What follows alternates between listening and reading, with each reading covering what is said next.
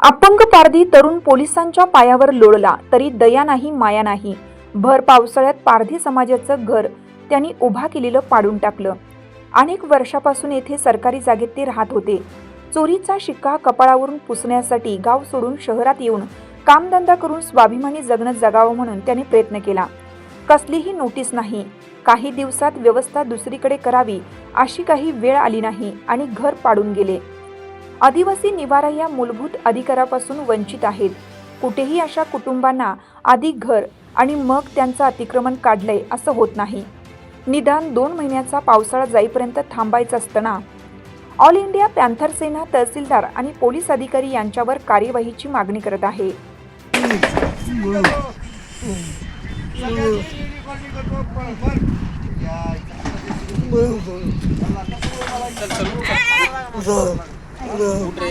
लागन पत्र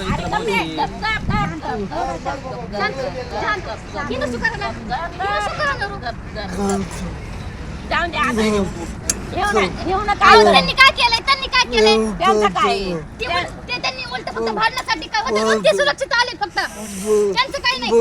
काय झालं मला सांग काय काय हे सगळं ये इकडे आपण बाजूला बोलू। आता कुठं राहायचं म्हणतंय।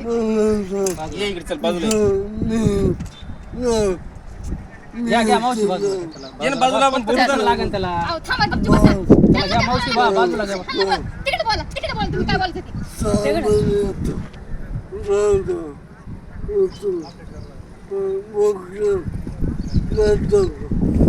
सामान्य म्हणजे आता आम्ही कुठं राहायचं, आम्ही सामान्य माणसाने कुठं जायचं असं बोलतोय ते त्याला बोलायला येत नाही।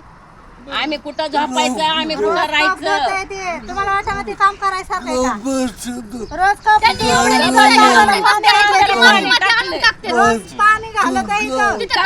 5 रुपयाला चहा विकायचा आणि ह्या झाडाला पाणी घालायचं 200 रुपये देऊन त्यांचे पैसे आता कुठे टाकायला। ये इकडे बाजूला काय झाले अकराची अशी तारंबळ करून काय झालं असं बरं।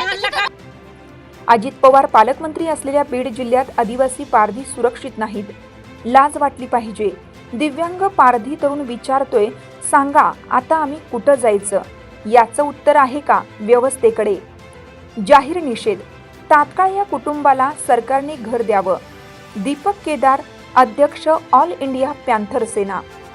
पाटोद्यामध्ये सरकारी हॉस्पिटलच्या पाठीमागे बारकू सोपान पवार या पारधी समाजाचं कुटुंब अनेक वर्षांपासून सरकारी जमिनीवरती घर करून राहत होतं।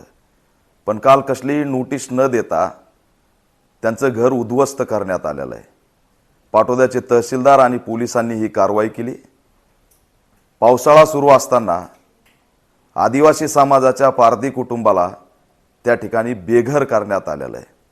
मी प्रश्न विचारतोय पालकमंत्री अजित पवार यांना की या बीड जिल्ह्यामध्ये जिथे तुम्ही पालकमंत्री तिथं पारधी समाज सुरक्षित नाही। अजितदादा पवार, लाज वाटली पाहिजे की पावसाळ्यामध्ये पारधी समाजाला बेघर केलंय आणि बेघर करत असताना दिव्यांग असलेला अपंग असलेला तरुण पोलिसांच्या पायावरती बुटावरती डोकं ठेवून विचारतोय की आम्ही कुठं जायचं? त्याला बेघर करून काय मिळालं? शहराचा सहारा घेणाऱ्या पारधी समाजाला मुख्य प्रवाहात येऊ द्यायचंच नाही का? हा प्रश्न सुद्धा ऑल इंडिया पॅन्थर सेना विचारत आहे आणि या घटनेचा निषेध करून तहसीलदार आणि पोलिसांवरती कडक कारवाई झाली पाहिजे। पारधी समाजाच्या या कुटुंबाला घर मिळालं पाहिजे अशी ऑल इंडिया पॅन्थर सेना मागणी करत आहे।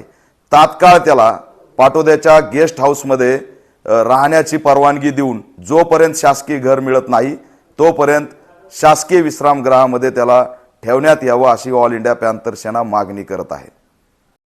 चालू घडामोडींचे अपडेट्स जाणून घेण्यासाठी आपल्या हिरकणी न्यूज चॅनलला सबस्क्राईब जरूर करा। लाईक करा, कमेंट करा आणि शेअर करा।